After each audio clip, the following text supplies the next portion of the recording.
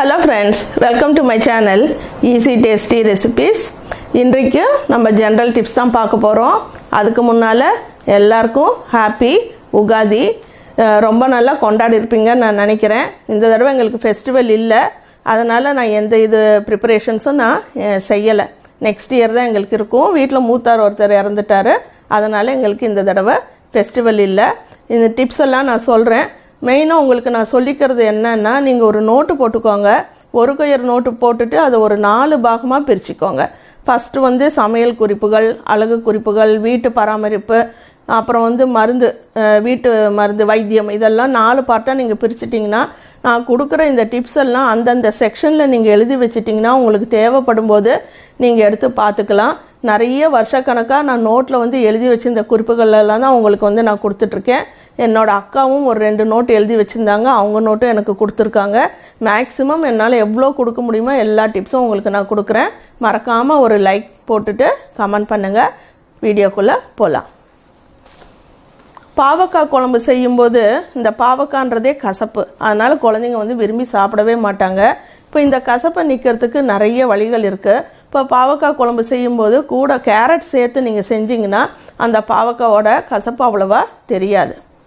பாலேட்டில் சில சொட்டு நெல்லிக்காய் சாறு சேர்த்து உதட்டில் நம்ம தடவிட்டு வந்தோன்னா உதட்டில் நிறைய பேருக்கு கருப்பாக இருக்கும், அது நீங்கிடும். உப்பு கலக்காத வெண்ணெயில் ஆரஞ்சு சாறு கலந்து உதட்டில் தடவிட்டு வந்தாங்கன்னா உதட்டில் வெடிப்புகள் எல்லாம் மறையும். உருளைக்கிழங்கோடு ஒரு ஆப்பிள் போட்டு வச்சா உருளைக்கிழங்கு முளைப்பு விடாது. சில சமயம் ஏதாவது ஒரு ஃபங்க்ஷன் வீட்டில் இருக்கும், அப்போ காய்கறிகள் நிறைய மீந்து போகும். அதில் உருளைக்கிழங்கு நிறையா இருந்துச்சுன்னா நீங்கள் ஒரு ஆப்பிள் போட்டு வச்சிட்டிங்கன்னா அதில் சீக்கிரம் முளைப்பு வராது. முளைப்பு வந்த உருளைக்கிழங்கு நம்ம சமைக்கக்கூடாது அப்படின்னு சொல்லுவாங்க. பச்சை கலராக இருக்கிற உருளைக்கிழங்கும் சமைக்கக்கூடாது. பாசி பயிரை முளைய விட்டு இட்லி மாவில் கலந்துக்கோங்க. அதில் கடுகு, பச்சை மிளகாய், வெங்காயம், கேரட் துருவல், கருவேப்பிலை, கொத்தமல்லி தழை, சீரகம், தேங்காய் துண்டு, இஞ்சி துருவல் எல்லாமே வதக்கி மாவில் சேர்த்து நல்லா கலந்து இட்லி பார்த்திங்கன்னா சுவையான சத்தான இட்லி உங்களுக்கு கிடைக்கும். தேங்காய் பர்பி செய்யும்போது கொஞ்சம் குலாப் ஜாமுன் மிக்ஸ் சேர்த்திங்கன்னா ரொம்ப சுவையாக இருக்கும். இந்த பீரோ கண்ணாடி, ட்ரெஸ்ஸிங் டேபிள் கண்ணாடி, இதெல்லாம் கொஞ்சம் டால்கம் பவுடரை தூவி ஒரு துணியை கொண்டு தொடச்சிங்கன்னா நல்லா பளிச்சுன்னு கண்ணாடி இருக்கும். தேங்காய் எண்ணெய் பாட்டிலில் சில துளிகள் விளக்கெண்ணெய் கலந்தால் பனிக்காலத்தில் உறைந்து போகாது. மாதுளை பழச்சாட்டில் தேன் கலந்து 1 மாதம் குடித்தா இரத்த சோகை நீங்கும். நகங்கள் சில பேருக்கு கருப்பாக மாறிடும். இவங்க வேப்பெண்ணெயோட கொஞ்சம் மஞ்சத்தூள் கலந்து பூசினாங்கன்னா மறைஞ்சிடும். கஸ்தூரி மஞ்சள் தூளோட பாலாடை கலந்து முகத்தில் தடவி 15 நிமிஷம் கழித்து வாஷ் செஞ்சால் முகம் நல்ல பொலிவு அடையும். ரவா கேசரி செய்யும்போது சர்க்கரைக்கு பதிலாக வெல்லம் சேர்த்து செஞ்சால் சுவையாக இருக்கும். புதினா சட்னி செய்யும்போது சிறிது வேர்க்கடலை சேர்த்து அரைச்சிங்கன்னா அந்த சட்னி ஒரு வித்தியாசமான சுவையில் இருக்கும், உடம்புக்கும் ரொம்ப சத்து. வேப்பிலையை தண்ணீரில் ஊற போட்டுக்கோங்க. அந்த தண்ணீரில் நம்ம குளித்தோன்னா சரும நோய்கள் எல்லாமே நீங்கும். மேனி பளபளப்பாகும். தலைக்கு குளிக்கும்போது பேன் தொல்லை இருக்காது. சொட்டை ஏற்பட்ட இடத்துல சின்ன வெங்காயத்தை கொண்டு தேய்ச்சிக்கிட்டே வந்தீங்கன்னா அந்த சொட்டை ஏற்பட்ட இடத்துல முடி வளரும். கடல மாவுலேருந்து பால் கலந்து முகத்தில் தடவி காஞ்சதும் முகம் கழுவ முக சுருக்கங்கள் மறையும். நிறைய பேருக்கு ஆயிலி ஸ்கின் இருக்கும், எப்போ பார்த்தாலுமே எண்ணெய் வடிகிற மாதிரி இருக்கும். அவங்கெல்லாம் இந்த டிப்ஸ் ட்ரை பண்ணாங்கன்னா முகம் அந்த ஆயில் இதெல்லாம் அப்சர்வ் ஆகிடும். இந்த கடல மாவு அப்சர்வ் பண்ணிடும், முகம் பளிச்சுன்னு இருக்கும். வேப்பம்பூ ரசம் வச்சு குடிக்கும்போது பித்தம் தனியும், வயிற்றில் உள்ள பூச்சிகள் அழியும். ஒரு துண்டு இஞ்சியை வாயில் மென்றால் தலைவலி குறையும். பாலை எப்பயுமே வாய் அகலமான இருக்கிற பாத்திரத்தில் காய்ச்சி வைங்க. வாய் குறுகலான இருக்கிற பாத்திரத்தில் காய்ச்சும் போது அந்த பால் சீக்கிரம் கெட்டு போயிடும். டீ தூளை 10 நிமிஷம் வெயிலில் உலர வச்சு அதுக்கப்புறம் எடுத்து பாட்டிலில் வச்சோம்னா அந்த டீ தூள் ரொம்ப மணமாக இருக்கும். எப்பயுமே டீ தூளை கிளாஸ் கண்டெய்னர்ஸில் வைங்க, பிளாஸ்டிக் டப்பாவில் வைக்காதீங்க. ஸ்டிக்கர் போட்டு வச்சு அந்த இடம் சில பேருக்கு அந்த கெமிக்கல்ஸ் எல்லாம் சேராமல் அலர்ஜி ஆகிடும், கருப்பாகிடும். அவங்க என்ன செய்யணும் அப்படின்னா துளசியும் தேங்காயும் அரைச்சி நல்லா பிழிஞ்சு சாறு எடுத்துக்கணும். ஒரு பஞ்சில் அதை தொட்டு அந்த இடத்துல தடவிட்டு வந்தாங்கன்னா அந்த கருமை சீக்கிரம் மறைஞ்சிடும். காஞ்ச பிரெட் ஸ்லைசஸ் வீட்டில் வாங்கி வைப்போம், அடுத்த நாள் பார்த்திங்கன்னா அந்த பிரெட் ஸ்லைஸ் வந்து காஞ்ச மாதிரி ஆகிடும். இதை வந்து இட்லி தட்டில் வச்சு வேக வச்சு எடுத்தால் ஃப்ரெஷ்ஷாக ஆகிடும். பூச்சி கடித்த இடத்துல வந்து உப்பும் தண்ணீரும் கலந்த தண்ணியை வந்து தடவினிங்கன்னா வீக்கமும் குறையும், வலியும் குறையும். கட்டிகள் மேலே வந்து கிராம்புகள் அரைச்சி அதை தடவுனா கட்டிகள் சீக்கிரம் பழுத்து உடஞ்சிடும். செவ்வாழை அடிக்கடி சாப்பிட்டு வந்தால் நோய் எதிர்ப்பு சக்தி அதிகமாகும். இலந்தை பழம் அடிக்கடி சாப்பிட பசி தூண்டும், இரத்தத்தை சுத்தப்படுத்தும். முளைக்கீரை அடிக்கடி சாப்பிடும்போது மலச்சிக்கல் தீரும். முலாம்பழம் சாப்பிட்டு வந்தாங்கன்னா சிறுநீர் கோளாறு நீங்கும். புதினா இலைச்சாறு எடுத்து தேன் கலந்து குடிக்க மாதவிடாய் கோளாறுகள் நீங்கும். வெண்டைக்காய் அடிக்கடி உணவில் சேர்க்கும்போது மூளைத்திறன் வந்து மேம்படும், கண்களுக்கு குளிர்ச்சி தரும். உடல் அசதி கை கால் வலி தீரணும் அப்படின்னா முருங்கை ஈர்க்கு ரசம் வைத்து குடிக்கவும். முருங்கை ஈர்க்கு அப்படின்னா நம்ம இலையெல்லாம் எடுத்த பின்னால் அந்த குச்சிகள் இருக்கும், அந்த குச்சிகளில் எப்பயும் போல் ரசம் வைக்கும்போது இந்த குச்சிகளும் சேர்த்து கொதிக்க வச்சு அதுக்கப்புறம் நம்ம குடித்தோம்னா உடல் வலி தீரும். மாதுளச்சாரோட கல்கண்டு பொடி சேர்த்து நம்ம குடிக்கும்போது உடல் சூடு தணியும். வெற்றிலை ஓமம் இடித்து சாறு எடுத்து தேன் கலந்து குடிக்கும்போது வயிற்று பொறுமல்கள் நீங்கும். 1 டம்ளர் தண்ணீரில் கருவேப்பிலை இஞ்சி சீரகம் போட்டு கொதிக்க வச்சு பனங்கல்கண்டு சேர்த்து வடிகட்டி குடிக்கும்போது அஜீரணம் சரியாகும். சீரகப்பொடியை நல்லா வறுத்து பொடி செஞ்சு மோரில் கலந்து குடித்தா வயிற்று வலி சரியாகும்.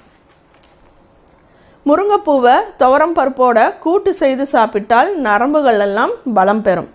ஆப்பத்துக்கு மாவு ஆட்டும்போது 1 ஸ்பூன் கோதுமையை ஊற வச்சு ஆட்டினா அந்த ஆப்பம் வந்து சாஃப்டாக இருக்கும். எப்பயுமே ஆப்பம் வந்து சுட சுட சாப்பிடும்போது நல்லாயிருக்கும்.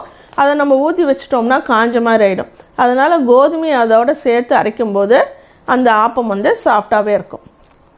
தினசரி வந்து ஒரு கேரட் பால் சர்க்கரை சேர்த்து அரைச்சி குடிக்க தலைமுடி நன்கு வளரும், கண்களுக்கும் நல்லது.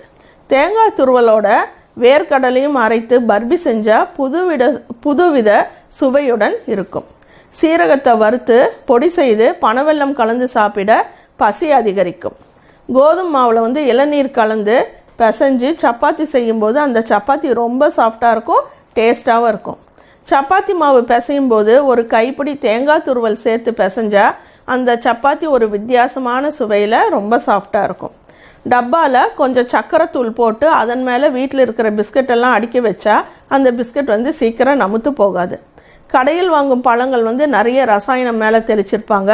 அதனால் தண்ணியில் கொஞ்சம் உப்பு கலந்து இந்த பழங்கள் எல்லாம் அதில் ஒரு 5 நிமிஷம் ஊற வச்சுட்டு அதுக்கப்புறம் தோல் எடுத்து நீங்கள் சாப்பிட்டிங்கன்னா அந்த ரசாயனத்தால் ஏற்படும் பாதிப்பு வந்து குறையும். அடை வந்து சுடும்போது தேங்காய் எண்ணெய் கல்லெண்ணெய் நல்லெண்ணெய் 3 எண்ணெயும் கலந்து இந்த எண்ணெயை வந்து நம்ம அடை சுடும்போது சுட்டு சாப்பிட்டோம்னா அந்த அடை வந்து ஒரு மணமாகவும் இருக்கும், சுவையாகவும் இருக்கும். கத்திரிக்காய் பொரியல் செய்யும்போது கொஞ்சம் தயிர் சேர்த்து நம்ம வதக்கினா இந்த கத்திரிக்காய் வந்து நிறம் மாறாமல் இருக்கும். சப்பாத்திக்கு மாவு பிசையும் போது சூடான எண்ணெய் சிறிது சேர்த்து பிசைஞ்சால் அந்த சப்பாத்தி வந்து ரொம்ப சாஃப்டாக இருக்கும். அரைச்ச இட்லி மாவு பொங்கு வலியாமல் இருக்கணும் அப்படின்னா வாழை இலையின் நடு தண்டை வந்து மாவில் நடுவில் சொருகி வச்சா பொங்காது. இட்லி பொடி அரைக்கும்போது நிலக்கடலை சேர்த்து அரைத்தால் சுவையாக இருக்கும். இட்லி பொடியிலே நிறைய விதமான இட்லி பொடி இருக்குது. எள்ளு சேர்த்து செய்யலாம், ஆர்டினரியாக செய்யலாம், கருவேப்பிலை நிறையா சேர்த்து செய்யலாம், தனியா சேர்த்து செய்யலாம், பூண்டு சேர்த்து செய்யலாம். இந்த மாதிரி இட்லி பொடியில் நிறைய வகைகள் இருக்குது. நீங்கள் நிலக்கடலை சேர்த்து செஞ்சிங்கன்னா நீங்கள் கடலைப்பருப்புக்கு பதிலாக நிலக்கடலை சேர்த்து அரைச்சி பாருங்கள், அது ஒரு டேஸ்ட்டாக இருக்கும். காரக்குழம்புல காரம் அதிகமாகிடுச்சுன்னா நல்லெண்ணெய் சேர்த்தா சரியாயிடும். நல்லெண்ணெய் சேர்க்க விருப்பம் இல்லை அப்படின்னா தேங்காய் இன்னும் கொஞ்சம் அரைச்சி அதில் சேர்த்துக்கோங்க.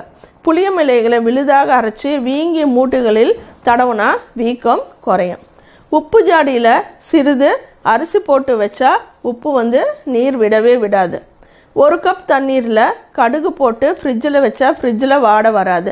ஃப்ரிட்ஜில் வந்து ஏதாவது ஒரு முட்டைக்கோசோ அப்படி நம்ம ஏதாவது வச்சுடுவோம், இல்லை அது எந்நேரமும் மூடியே இருக்கனாலே சில சமயம் ஸ்மெல் வரும். அப்போ நீங்கள் ஒரு கப்பில் வந்து கொஞ்சம் தண்ணி ஊற்றி அதில் கடுகு போட்டு ஃப்ரிட்ஜில் வைக்கலாம். இல்லைனா எலுமிச்சம்பழம் கட் பண்ணி ஃப்ரிட்ஜுக்குள்ளே வைக்கலாம். தேங்காய் எண்ணெயில் சிறிது கல்லுப்பு போட்டு வச்சா சிக்கு வாடை வராமல் இருக்கும். இல்லைன்னா இப்போ கல்லெண்ணெய் இந்த மாதிரி எண்ணெயிலும் நீங்கள் வந்து வரமிளகா போட்டு வைப்பாங்க சில பேர், அந்த மாதிரியும் வைக்கலாம். தயிர் புளிக்காமல் இருக்க 1 துண்டு தேங்காய் போட்டு வைக்கலாம். 1 துண்டு தேங்காய் போட்டு வைக்கும்போது அந்த தயிர் வந்து புளிப்பாக இருக்காது. பொதுவாகவே வெயில் காலத்துலலாம் தயிர் உரையிற வரைக்கும் நீங்கள் என்ன செய்யணும் அப்படின்னா, தயிர் உரைய வச்சுட்டு கீழே ஒரு தட்டில் தண்ணி ஊற்றிட்டு அந்த கிண்ணத்தை உரைய வச்ச கிண்ணத்தை நீங்கள் அதில் தண்ணியில் வச்சிடணும். வச்சிங்கன்னா கொஞ்சம் சீக்கிரமாக அந்த தயிர் புளிக்காமல் இருக்கும். ஷூ பாலிஷ் வந்து கெட்டி ஆயிடுச்சுன்னா அதில் சிறிது பெட்ரோல் விட்டிங்கன்னா அது நல்லா இலகிடும். சுவிட்ச் போர்டில் வந்து ஏற்படும் அழுக்கு நிறைய இருக்கும். வீட்டில் சுவிட்ச் போர்டில் நம்ம அடிக்கடி சுவிட்சஸ் எல்லாம் யூஸ் பண்ணுவோம். அப்போ அது கீழே இருக்கிற செவுத்தில் இருக்கிற இடமெல்லாம் வந்து கரை படிஞ்சிடும். அந்த சுவிட்சில் எல்லாமே கரையாயிடும். அதை துடைக்கிறதுக்கு பெயிண்ட் கடையில் வந்து தின்னர்னு விற்பாங்க. அதை வாங்கி காட்டனில் தொட்டு ஜாக்கிரதை எல்லா சுவிட்சும் ஆஃப் ஆயிருக்கான்னு பார்த்துட்டு அதுக்கப்புறம் நீங்கள் தொடச்சிங்கன்னா அந்த கரை எல்லாமே நீங்கிடும். இந்த டிப்ஸ் எல்லாம் உங்களுக்கு பிடிச்சிருக்குன்னு நினைக்கிறேன். தேங்க்யூ.